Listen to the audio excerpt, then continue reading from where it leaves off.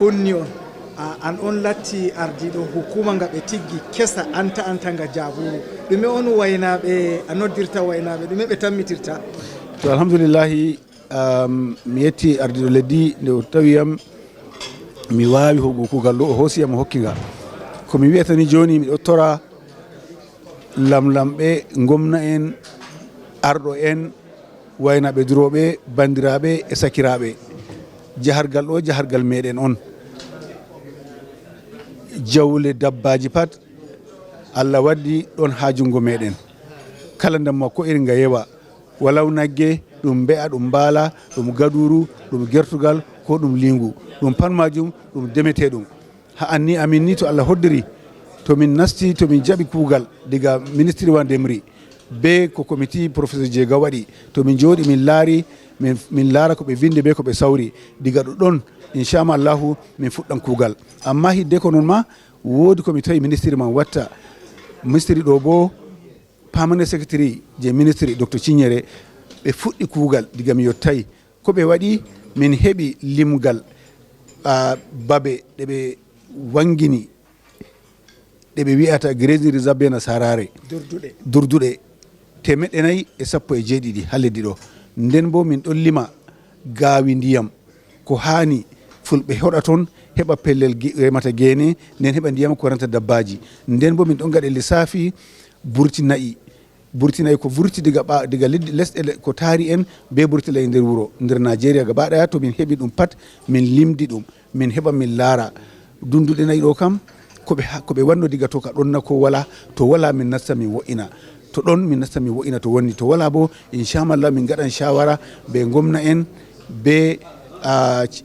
ardiɓe hukumaji pamari be lamlamɓe meɗen be al ummatore waynamɓe be al ummatore ko lutti be ko shaafi be ko larani haala gaynaka pat min jooɗa min laara ko hani waɗe ha pellel ɗo nanema gaynako kuje ɗiɗi on gaynaka ndiyam be gene to ndiyam ɗon gene ɗon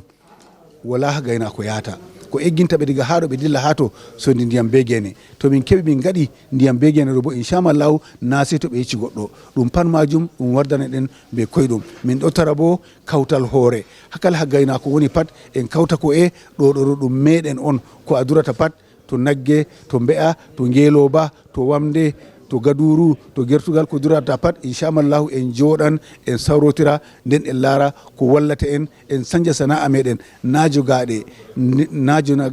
gargajiya on ɗum lumo on en gatta a waɗi sisi hande janggo a heɓa sulere a waɗi naire sappo hande faɓɓi janggo a heɓa naire sappo e joyyi kañum on gaynaka banni on inchallahu to haragare duuɓi ɓe ɗo waɗana waynaɓe haladde ɗo alkawe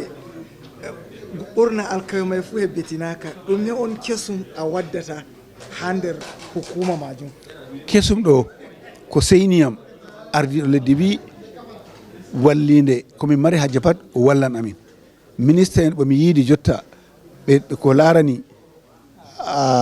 wakkire wallitigo durgo pat ɓe wi ɓe wallitan ministre ngawa bo kesa ɓe gaɗiga na haala ko ɗume gam haala gaynaka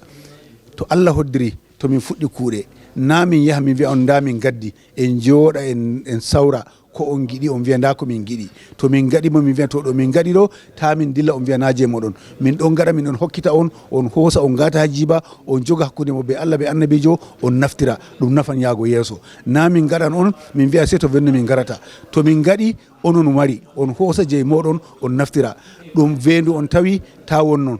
to ɗum aawi gene ɗo ɗum moɗon on ɗofa gene on gaɗataki on dura bo banno sawara zamanu holli to ɗo waɗama inchallahu ɓe hoosan ɗum lata ɗum maɓɓe on ɓe wonnata ɗum bo mi tabiti bo inchallahu ɗum yahan yeeso ɗum wallan en hasana meɗen min jetti usoko